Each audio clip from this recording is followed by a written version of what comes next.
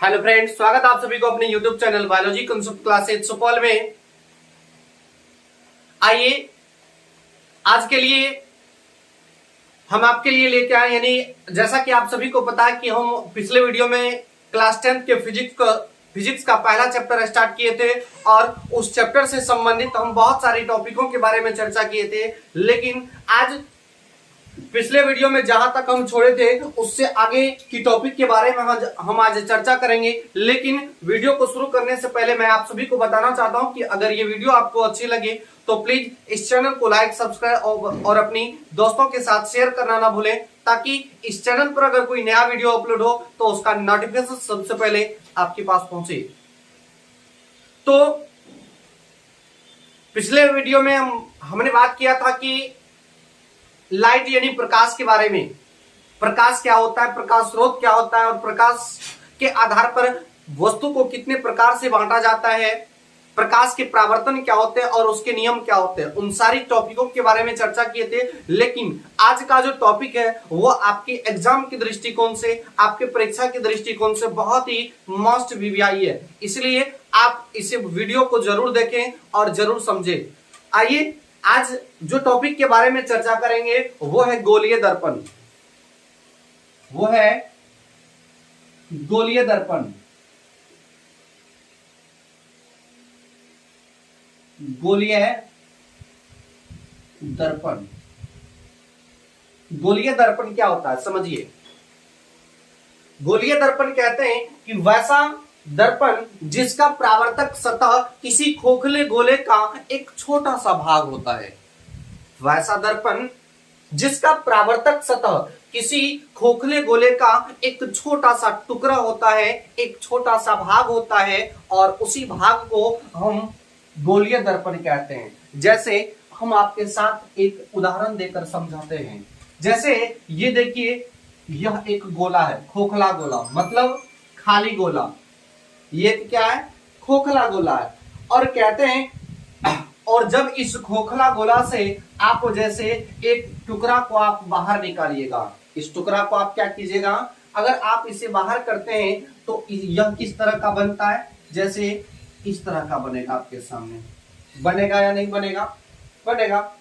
और इसे आप क्या कीजिए कि एक साइड से रजती, यानी कि एक साइड से उसको कलर कर दीजिए। क्या कर देना है? कलर कर देना। तो जिस साइड से आप इसे कलर किए हैं उस साइड से अगर आप, यानी इधर से, यानी आप प्रकाश को उस साइड में अगर परावर्तित यानी कि गुजारिएगा तो उसका कोई मतलब रिप्लाई नहीं होगा, यानी कि उससे कोई फायदा नहीं होगा। लेकिन जब यानी कि जो कलर किया हुआ रहता, उस कलर किया हुआ भाग को हम कहते हैं रजतीत सतह। रजतीत सतह कहते हैं। और जिस पर प्रकाश की किरण परावर्तित होता है उसे कहते हैं परावर्तक सतह। कौन सतह कहते हैं? परावर्तक सतह। यानी कहने का मतलब हुआ कि गोलीय दर्पण कहते हैं कि वैसा दर्पण जिसका परावर्तक सतह किसी खोखले गोले का, यह एक खोखला गोला है और किसी खोखले गोले का एक छोटा सा टुकड़ा होता है और इसी टुकड़ा को हम गोलीय दर्पण कहते हैं। तो एक चीज आप यहाँ पे देखिए कि अगर हम एक टुकड़ा निकाले या इससे एक और टुकड़ा भी तो निकल सकता है। निकल सकता है या नहीं? तो देखिए, इस टुकड़ा को अब यहाँ पर आप दर्शाइए तो ये इस तरह का फिगर बनेगा। बनेगा या नहीं? अब इसे क्या करना है कि इसको भी आप एक तरफ से कलर कर दीजिए। क्या कर दीजिए? कलर कर दीजिए। तो ऐसा आप देख पा रहे हैं कि यह जो गोलीय दर्पण का दो टुकड़ा है, ये दो टुकड़ा एक अलग अलग आकृति में प्रतीत होता है दिखाई। मतलब कहने का हुआ कि जैसे देखिए, ये इसका जो गोलीय मतलब इस गोला का जो ये वाला टुकड़ा है, इसका परावर्तक सतह क्या देख रहे हैं कि उठा हुआ है, यानी क्या हुआ? उभरा हुआ है। और इसका जो परावर्तक सतह देख रहे हैं, परावर्तक सतह कौन है? ये है परावर्तक सतह और ये रजतीत किया हुआ सतह है। और इसका जो परावर्तक सतह है यह अंदर की ओर धंसा हुआ है। यानी कहने का मतलब हुआ कि गोलीय दर्पण कितने प्रकार का? दो प्रकार का। पहला ये हो गया आपको उत्तल दर्पण। कौन दर्पण? उत्तल दर्पण। और ये हो गया आपको अवतल दर्पण। कौन दर्पण? अवतल दर्पण। यानी कहने का मतलब हुआ कि वैसा दर्पण जिसका प्रावर्तक सतह किसी खोखले गोले का एक छोटा सा टुकड़ा होता है, उसे हम क्या कहते हैं? गोलीय दर्पण। और यह गोलीय दर्पण दो प्रकार का होता है। पहला कि वैसा दर्पण जिसका प्रावर्तक सतह बाहर की ओर उभरा हुआ रहता है, जैसे इसका प्रावर्तक सतह देखिए बाहर की ओर क्या है? उभरा हुआ है। तो जिसका प्रावर्तक सतह उभरा हुआ रहता है उसे हम कहते हैं प्रावर्तक सॉरी उत्तल दर्पण। और जिसका प्रावर्तक सतह अंदर की ओर धंसा हुआ रहता है उसे हम कहते हैं अवतल दर्पण। यहां तक समझ में आया? आया या नहीं? अगर आ गया तो और अगले टॉपिक को समझिए। अब देखिए इस अवतल दर्पण से संबंधित कुछ इंपॉर्टेंट टॉपिक है जो आपके ऑब्जेक्टिव प्रश्न के लिए बहुत ही वीवीआई है, यानी कि उससे आपका ऑब्जेक्टिव प्रश्न बहुत सारा बनता है। तो आइए उन सारी टॉपिकों को हम देखते हैं।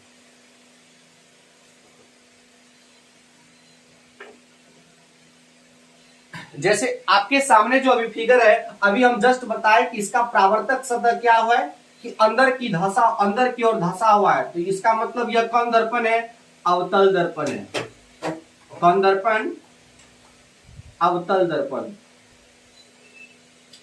अब देखिए इस अवतल दर्पण हम बताए कि इसके अंदर कुछ इंपॉर्टेंट टॉपिक होता है। पहला जो होता है वह होता है द्वारक। द्वारक, ये द्वारक क्या होता है समझिए। दर्पण की कुल चौड़ाई जो होती है, ये दर्पण है अवतल दर्पण, और इस दर्पण की जो कुल चौड़ाई होती है इस चौड़ाई को ही हम द्वारक कहते हैं। समझ में आया? दर्पण की जो कुल चौड़ाई होती है उस चौड़ाई को हम क्या कहते हैं? दर्पण का द्वारक कहते हैं। अगला जो है इसमें, अगला वो है ध्रुव। वो क्या है? ध्रुव। ये ध्रुव क्या होता है? देखिए ये दर्पण की कुल चौड़ाई है और मान लीजिए कि आप इस दर्पण की कुल चौड़ाई है 10 cm, तो इसका आधा कितना होगा? 5 cm, यानी यहां पर होगा। तो यानी दर्पण के चौड़ाई का जो आधा भाग होता है उसे हम ध्रुव कहते हैं। क्या कहते हैं? ध्रुव कहते हैं। और इसे हम P से सूचित करते हैं। तो ध्रुव का परिभाषा आप समझ गए कि ध्रुव क्या होता है कि दर्पण के मध्य बिंदु को, दर्पण के मध्य बिंदु को हम क्या कहते हैं? ध्रुव कहते हैं। और इसे हम P से सूचित करते हैं। समझ गए ध्रुव को? अब आइए अगला जो है, अगला टॉपिक है आपका वक्रता केंद्र। कौन सा? वक्रता केंद्र। जैसे हमने आपको अभी बताया कि यह जो गोला का एक भाग है, यह किसका भाग है?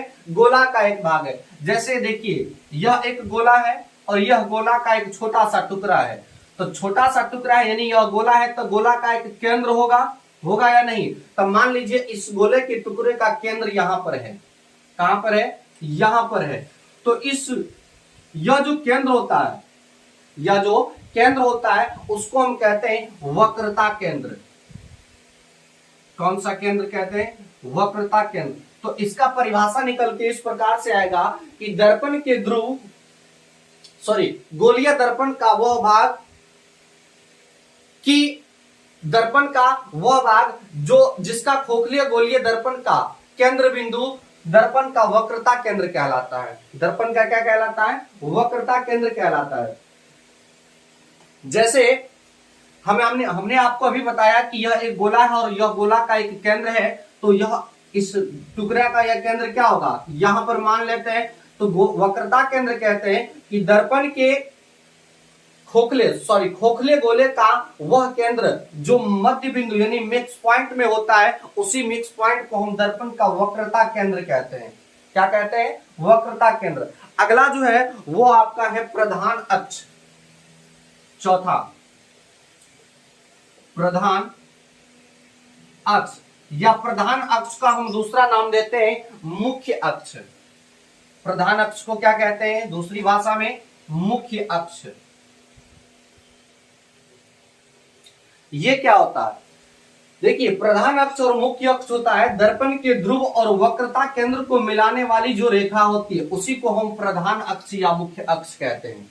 दर्पण के ध्रुव और वक्रता केंद्र को मिलाने वाली जो रेखा होती है उसी रेखा को हम क्या कहते हैं, वक्रता केंद्र कहते हैं। क्या कहते हैं, वक्रता केंद्र। और इसे हम इस वक्रता केंद्र को हम सी से सूचित करते हैं। तो वक्रता केंद्र और ध्रुव को मिलाने वाली जो रेखा होती है उसको हम क्या कहते हैं, प्रधान अक्ष या मुख्य अक्ष। अगला है फोकस। क्या होता है फोकस? क्या होता है फोकस? देखिए फोकस होता है कि मुख्य अक्ष के समांतर आ रही प्रकाश की किरणें, जैसे यह मुख्य अक्ष हुआ और इस मुख्य अक्ष के समांतर अगर आप किसी प्रकाश की किरण को आपतित करते हैं तो यह क्या होता है कि मुख्य अक्ष के एक बिंदु से परावर्तित हो जाता है। जैसे आप दूसरा भी किरण लीजिएगा तो यहां पर से परावर्तन, दर्पण से परावर्तन के बाद यह इसी बिंदु से क्या हो जाता है, परावर्तित हो जाता है। तब परावर्तित अगर हो जाता है इसका मतलब कि फोकस कहता है कि दर्पण के मुख्य अक्ष के समांतर आ रही प्रकाश की किरणें दर्पण के मुख्य अक्ष के जिस बिंदु पर प्रतिच्छेद करती है उसी बिंदु को हम क्या कहते हैं, फोकस कहते हैं। क्या कहते हैं, फोकस कहते हैं।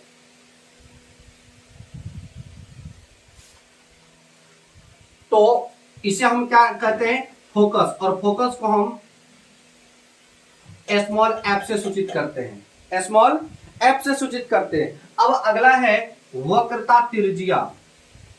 वक्रता त्रिज्या, वक्रता त्रिज्या क्या होती है? वक्रता त्रिज्या होती है कि दर्पण के ध्रुव और वक्रता केंद्र की कुल लंबाई को, दर्पण के ध्रुव और वक्रता केंद्र की कुल लंबाई यानी दर्पण के ध्रुव और वक्रता केंद्र का जो कुल डिस्टेंस होता है उसी डिस्टेंस को हम वक्रता त्रिज्या कहते हैं। क्या कहते हैं, वक्रता त्रिज्या। अब अगला टॉपिक है फोकस दूरी। फोकस दूरी क्या होता है, फोकस दूरी। फोकस दूरी कहते हैं कि दर्पण के ध्रुव और फोकस के बीच की जो दूरी होता है, दर्पण के ध्रुव, जैसे यहां पर देखिए दर्पण का ध्रुव क्या है, यह P है और फोकस क्या, F है, और इन दोनों के बीच का जो डिस्टेंस होता है उसी को हम कहते हैं फोकस दूरी। और फोकस दूरी को हम स्मॉल एफ से सूचित करते हैं। किससे, स्मॉल एफ से। और इस फोकस को हम कैपिटल एफ से सूचित करते हैं और वक्रता केंद्र को सी से सूचित करते हैं और ध्रुव को पी से सूचित करते हैं। तो यहां तक आप लोग समझ गए कि द्वारक क्या होता है, ध्रुव क्या होता है, वक्रता केंद्र क्या होता है, प्रधान अक्ष क्या होता है, फोकस क्या होता है, वक्रता त्रिज्या क्या होता है, फोकस दूरी। यहां तक समझ गए। अब अगला जो टॉपिक है, यहां तक समझ गए ना, आइए अगले टॉपिक को समझते हैं।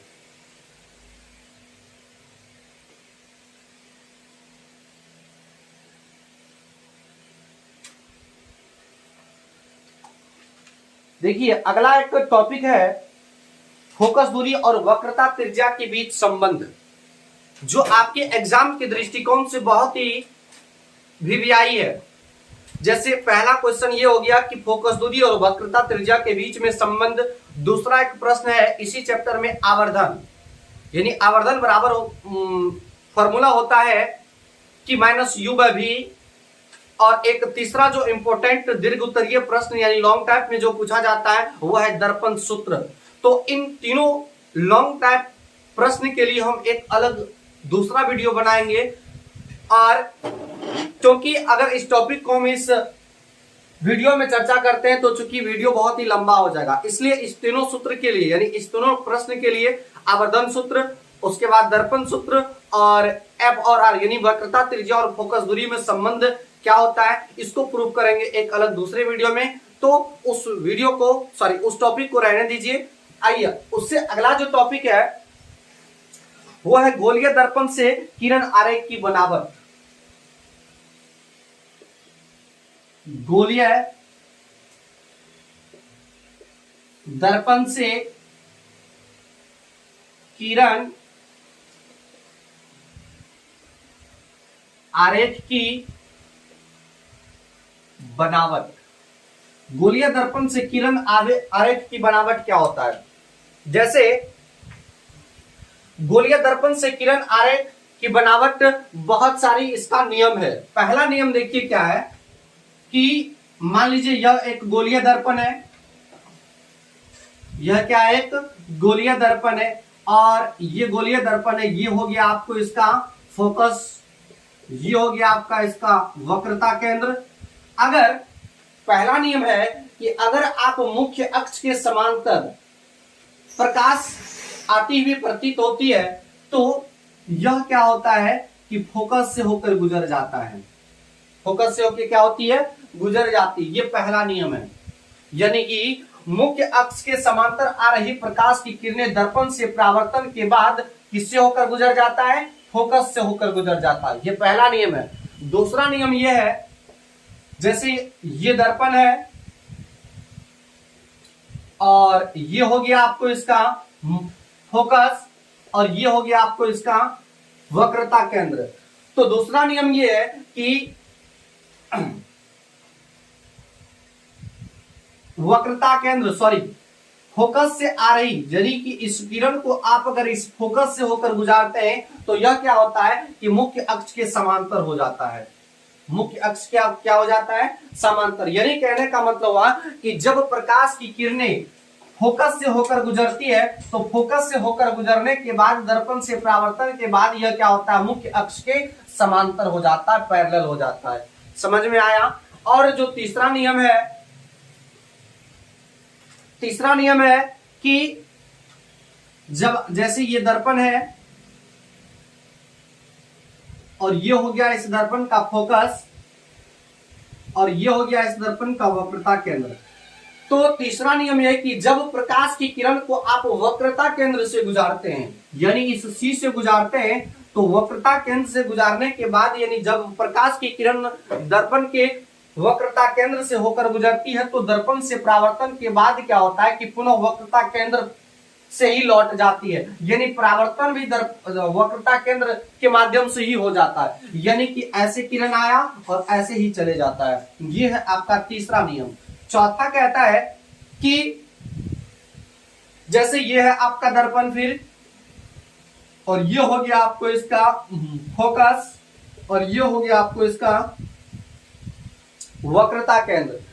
चौथा नियम है कि प्रकाश की किरण ध्रुव से जितना डिग्री का कोण बना के आता है उतना ही डिग्री का कोण बना के परावर्तन हो जाता है। यानी कहने का मतलब है कि प्रकाश की किरण इस ध्रुव के जितना डिग्री का कोण बना के आता है उतना ही डिग्री का कोण बना के क्या हो जाता है, परावर्तन हो जाता है। क्या हो जाता है, परावर्तन हो जाता है। यहां तक समझ में आया। समझ गए कि गोलीय दर्पण के आरेख का निरूपण क्या होता है। कि जब पहला नियम है कि जब प्रकाश की किरणें दर्पण से मुख्य अक्ष के समांतर होता है तो दर्पण से परावर्तन के बाद यह किससे होकर गुजरता है, फोकस से होकर गुजरता है। और दूसरा नियम है कि जब प्रकाश की किरणें मुख्य अक्ष के फोकस से होकर गुजरती है तो वह दर्पण से परावर्तन के बाद मुख्य अक्ष के समांतर हो जाता है। और तीसरा नियम है कि जब प्रकाश की किरण वक्रता केंद्र से आती है तो दर्पण से परावर्तन के बाद वक्रता केंद्र से ही क्या होती है, लौट जाती है। और चौथा नियम है कि जब प्रकाश की किरण दर्पण के फोकस पर जितना डिग्री का एंगल बनाकर आता है, यानी जितना डिग्री का कोण बना के आता है उतना ही डिग्री का कोण बना के क्या हो जाता है, परावर्तन हो जाता है। यहां तक समझ गए। आइए और आगे समझते हैं। अब समझते हैं कि अवतल दर्पण एक एक करके समझते हैं। जैसा अभी बताया कि गोलीय दर्पण दो प्रकार का होता है, पहला अवतल दर्पण, दूसरा उत्तल दर्पण। तो हम अवतल दर्पण में देखेंगे कि आरेख का बनावट क्या होता है विभिन्न स्थिति में। अवतल दर्पण में आरेख का निरूपण।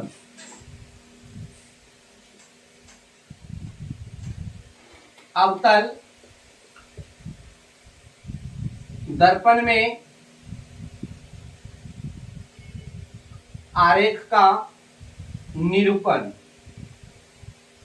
देखिए अवतल दर्पण में आरेख का, यानी अवतल दर्पण में प्रतिबिंब कैसे बनता है।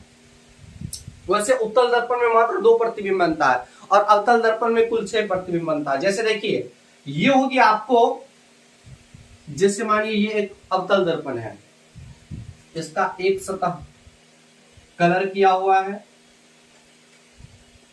इसमें, और ये हो गया आपको इस अवतल दर्पण का फोकस, ये हो गया आपको इसका वक्रता केंद्र। क्या हो गया? वक्रता केंद्र। अब देखिए इसका विभिन्न स्थिति में कैसे प्रतिबिंब बनता है।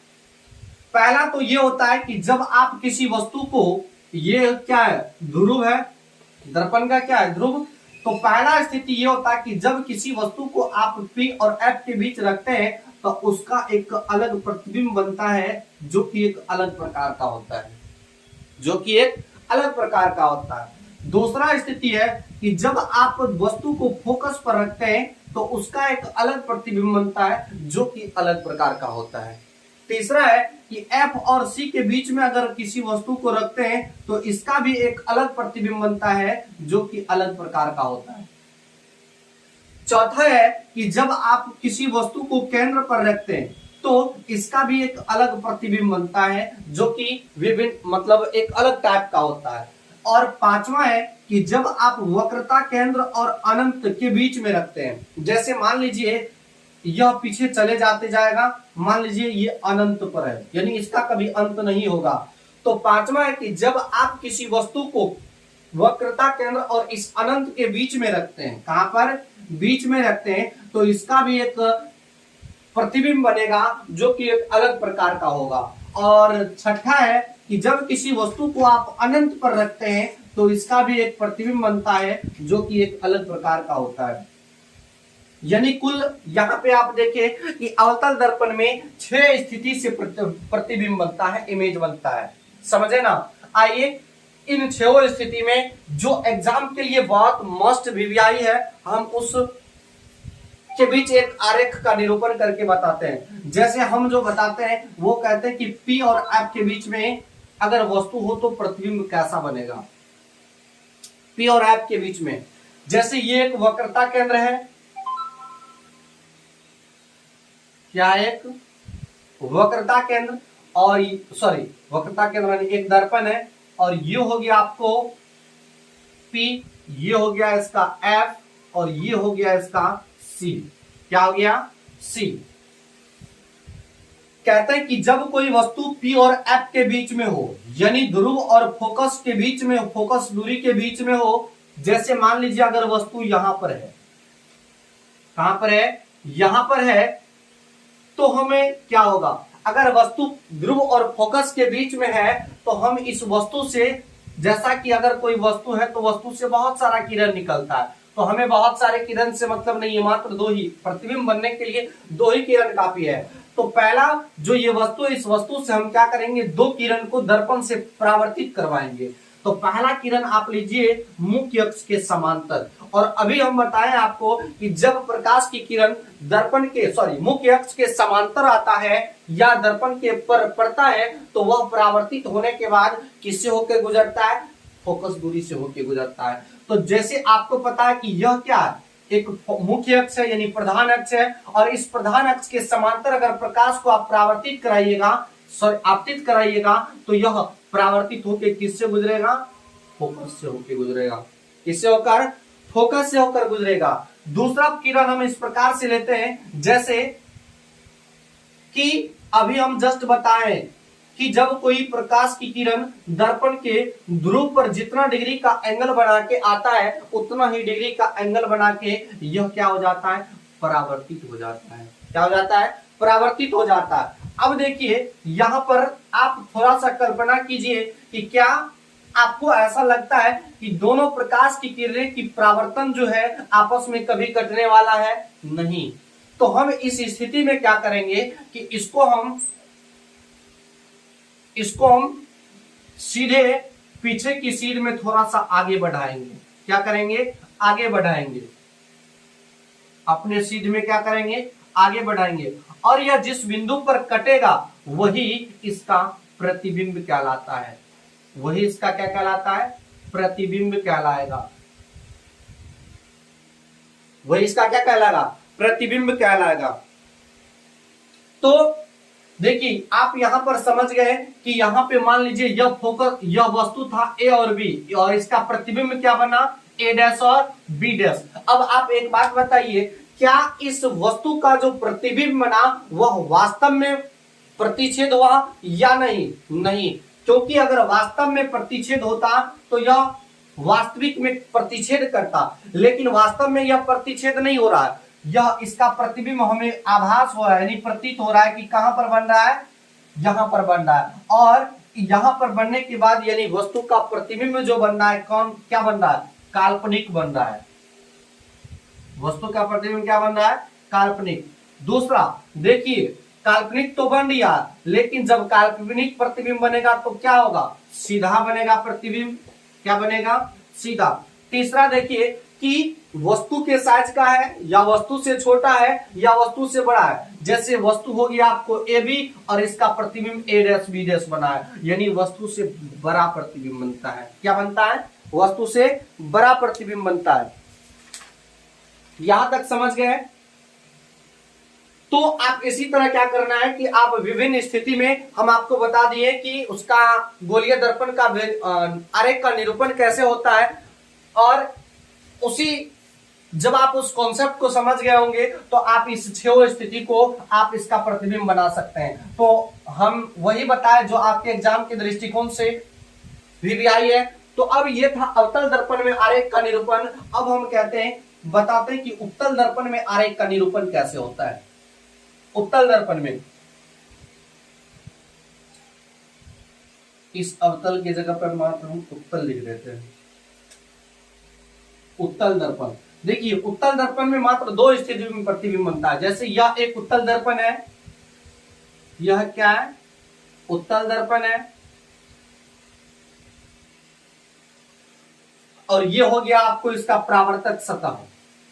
ये हो गया कि आपको परावर्तक सतह, और परावर्तक सतह हो गया, और ये हो गया आपको पी। क्या हो गया? पी। और जैसा कि आप सभी को पता है कि उत्तल दर्पण में जो प्रतिबिंब बनता वह हमेशा काल्पनिक होता है। वह हमेशा क्या होता है? काल्पनिक। तो इस उत्तल दर्पण में जब आप प्रकाश को परावर्तित करते हैं, जैसे देखिए इस उत्तल दर्पण में जब परावर्तक सतह पर हम प्रकाश को आपतित करेंगे तो ये क्या होगा कि इसी माध्यम में लौट जाएगा। इसी माध्यम में क्या होगा? अपने माध्यम में लौट जाएगा। फिर अगर इधर से भी हम प्रकाश की किरण को आपतित करते हैं तो यह पुनः अपने माध्यम में क्या होता है? लौट जाता है। क्या होता है? लौट जाता है। सॉरी, यहां पे एक चीज मिस्टेक हो गया।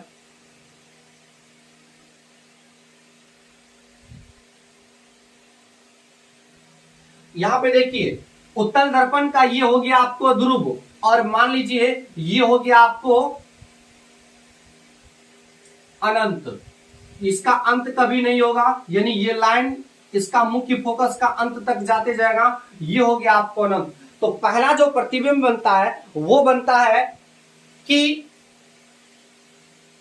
दर्पण के ध्रुव और अनंत के बीच में, यानी यहां पर अगर कोई वस्तु को रखते हैं तो इसका एक अपना प्रतिबिंब बनता है जो कि एक अलग प्रकार का होता है, जो कि एक अलग टाइप का होता है, अलग रूप का होता है। और दूसरा, जब आप उत्तल दर्पण में वस्तु को अनंत पर रखिएगा, यानी कि अनंत पर रखने के बाद इसका भी एक अलग प्रतिबिंब बनता है जो कि अलग प्रकार का होता है। तो उत्तल दर्पण में सिर्फ 2 ही प्रतिबिंब बनता है। एक पहला कि जब आप ध्रुव और अनंत के बीच में रखिएगा तब, और दूसरा जब आप वस्तु को अनंत पर रखिएगा तब उसका एक अलग प्रतिबिंब बनेगा।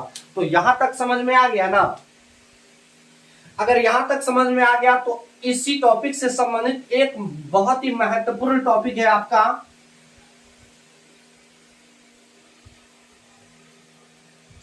कि यह प्रश्न आपके एग्जाम के दृष्टिकोण से बहुत ही वीवीआई है, क्योंकि ये आप अगर क्वेश्चन बैंक पलट के देखिएगा तो शायद मुझे लगता है कि ऐसा कोई भी साल नहीं है जिस साल नहीं पूछा गया हो।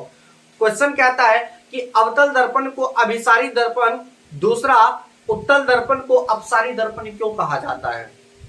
प्रश्न सुनिए कि अवतल दर्पण को अभिसारी दर्पण और उत्तल दर्पण को अपसारी दर्पण क्यों कहा जाता है। तो आइए समझते हैं कि क्यों कहा जाता है। पहला ये समझाते हैं आपको अवतल दर्पण को अभिसारी दर्पण क्यों कहा जाता है। जैसे देखिए, जैसे आपके सामने एक अवतल दर्पण लेते हैं, ये हो गया आपका अवतल दर्पण, और ये हो गया इस अवतल दर्पण का फोकस, और ये हो गया आपका वक्रता केंद्र। तो हमने अभी अभी आपको बताया है कि जब अवतल दर्पण में या मुख्य अक्ष के समांतर जब आ रही प्रकाश की किरणें दर्पण से परावर्तन होता है तो वह कहां से होकर गुजरता है, मुख्य फोकस से होकर। तो जब आप इस अवतल दर्पण में मुख्य अक्ष के समांतर परावर्तित कराइए किरण को तो वह कहां से गुजरेगा, फोकस से गुजरेगा। यहां से भी परावर्तित करवाइएगा तो कहां से गुजरेगा, फोकस से। अगर यहां से भी समांतर आएगा प्रकाश की किरण तो भी कहां से गुजरेगा, फोकस से। अगर यहां से आएगी तो भी कहां से गुजरेगा, फोकस से। यहां से भी अगर आप इसे पढ़ेगा कहां से गुजरेगा, फोकस से। तो आप यहां पे क्या देख रहे हैं कि, और इससे पहले आप एक टॉपिक को याद कीजिए जब हम प्रकाश की किरण पुंज पढ़ाए थे और वहां पर बताए थे आपको कि किरण पुंज 3 प्रकार का होता है। पहला होता है अभिसारी किरण पुंज, और दूसरा होता है अपसारी किरण पुंज, और तीसरा होता है समांतर किरण पुंज। तो अभिसारी किरण पुंज में बताए थे कि वैसे किरण पुंज जिसकी सभी किरणें किसी एक बिंदु पर आकर मिल जाती है, यानी इकट्ठा हो जाता है, उसे हम कहते हैं अभिसारी किरण पुंज। और दूसरा बताए थे अपसारी किरण पुंज कि वैसी किरण पुंज जिसका जो प्रकाश की किरणें आकर एक बिंदु से विभिन्न दिशाओं में फैल जाती है उसे हम कहते हैं अपसारी किरण पुंज। और अगला बताए थे कि समांतर किरण पुंज, जो कि बताए थे कि वैसा किरण पुंज जिसकी प्रकाश की सभी किरणें एक दूसरे के समानांतर हो उसे हम समांतर किरण पुंज कहते हैं। तो आप यहां पर क्या देख रहे हैं कि जब प्रकाश की किरण दर्पण पर पड़ती है तो पड़ने के बाद या दर्पण के परावर्तन के बाद यह सारा एक ही बिंदु पर आकर मिल रही है, मिल रहा है या नहीं। तो यही बात तो हम बताए थे कि अभिसारी किरण पुंज में कि वैसा किरण पुंज जिसमें प्रकाश की सभी किरणें किसी एक बिंदु पर आकर मिल जाती है। तो यहां पे देखिए आकर मिल रही है या नहीं सभी किरणें, तो इसीलिए जो हम इसको कहते हैं अभिसारी दर्पण। अब समझ में आया कि अवतल दर्पण को अभिसारी दर्पण क्यों कहते हैं, समझ में आया। चलिए अब उत्तल दर्पण को अपसारी दर्पण क्यों कहते हैं इस टॉपिक को समझते हैं। जैसे आपके सामने ये रहा उत्तल दर्पण, ये रहा उत्तल दर्पण, और इसका एक सतह क्या हुआ है, कलर किया हुआ है। इसमें क्या होता है कि ये हो गया आपका मुख्य अक्ष, क्या हो गया इसका मुख्य अक्ष, और ये हो गया इसका आपको फोकस, और ये हो गया आपको वक्रता केंद्र। तो इससे क्या होगा कि जब आप उत्तल दर्पण से किसी प्रकाश को परावर्तक सतह पर पड़ने के बाद यह क्या होता है, जैसे ये उत्तल दर्पण है और यहां से प्रकाश की किरण आ रही है और यहां से जिस रास्ते से किरण आएगी वह किरण क्या होता है, उसी रास्ते से निकल जाती है। क्या होती है, निकल जाती है। फिर नीचे में जब प्रकाश की किरण उत्तल दर्पण पर पड़ता है तो पड़ने के बाद पुनः क्या होता है, यह अपने ही दिशा में क्या होती है, लौट जाती है। यानी आती है इस रास्ता से, चली जाती है इस रास्ता से, आएगी यहां से और चलेगी यहां से। यानी कहने का मतलब हुआ कि जब आप इसको सीधे कल्पना कीजिएगा तो देखिए क्या होता है, आप क्या देख पा रहे हैं कि ये एक बिंदु है और इस बिंदु से प्रकाश की किरण क्या हो रही है, फैल रही है दर्पण से परावर्तन के बाद, हाँ या नहीं। देखिए जब आप उत्तल दर्पण में प्रकाश की किरण आ रही है तो आपतित होने के बाद जब दर्पण से परावर्तन होता है तो परावर्तन होने के बाद वह क्या होता है, विभिन्न दिशाओं में क्या होती है, फैल जाती है, विभिन्न दिशाओं में फैल जाती है। तो इसी तरह हम आपको बताए थे, याद कीजिए अपसारी किरण पुंज में कि वैसा किरण पुंज जिसमें प्रकाश की सभी किरणें किसी एक बिंदु से निकलकर विभिन्न दिशाओं में फैल जाती है उसे हम अपसारी किरण पुंज कहते हैं। और जब एक बिंदु से निकलकर फैलेगी तो उसको अपसारी किरण पुंज कहते हैं। यहाँ पर उत्तल दर्पण पर पड़ने के बाद परावर्तन के बाद फैल रही है, इसलिए हम उत्तल दर्पण को क्या कहते हैं, अपसारी दर्पण कहते हैं। क्या दर्पण कहेंगे, यहाँ पे लिखेंगे अपसारी दर्पण। समझ में आया कि अवतल दर्पण को अभिसारी दर्पण क्यों कहते हैं, उत्तल दर्पण को अपसारी दर्पण क्यों कहते हैं, यहां तक समझ गए। और इस चैप्टर में यानी कि प्रकाश के परावर्तन में होता क्या है कि क्लास 10th का जो फिजिक्स है उसमें किसी बुक में यही लाइट चैप्टर का 2 चैप्टर बना दिया है, पहला प्रकाश का परावर्तन और दूसरा प्रकाश का अपवर्तन। तो प्रकाश का परावर्तन का जितना भी टॉपिक था यहीं तक था, यहां तक प्रकाश का परावर्तन का टॉपिक सारा एंड हो गया। हाँ, लेकिन एक चीज और बचा है, हम आपको बता दिए कि दर्पण का आवर्धन सूत्र क्या होता है। आवर्धन सूत्र जो होता है वो हमको बता दिए कि माइनस यू बाय वी होता है। इसको हम एक अलग वीडियो में प्रूफ करेंगे, समझ गए ना। उसके बाद एक होता है वक्रता, त्रिज्या और फोकस दूरी में संबंध, यानी F बराबर R/2, और एक होता है दर्पण सूत्र। क्या होता है दर्पण सूत्र? 1/v plus 1/u is equal 1/f। ये है दर्पण सूत्र, और ये सारा प्रश्न आपके ऑब्जेक्टिव में भी पूछे जाते हैं। तो इन तीनों टॉपिक के लिए हम एक अलग सा वीडियो लेके आएंगे। तो आज का वीडियो यहीं तक। कैसा लगा ये आपका आज वीडियो, आप इसे कमेंट करके जरूर बताएंगे। तो इससे अगला वीडियो में हम बताएंगे कि प्रकाश के अपवर्तन से संबंधित उसके बारे में टॉपिक की चर्चा करेंगे। तो आज का वीडियो यहीं तक, मिलेंगे नेक्स्ट वीडियो में। जय हिंद, जय भारत।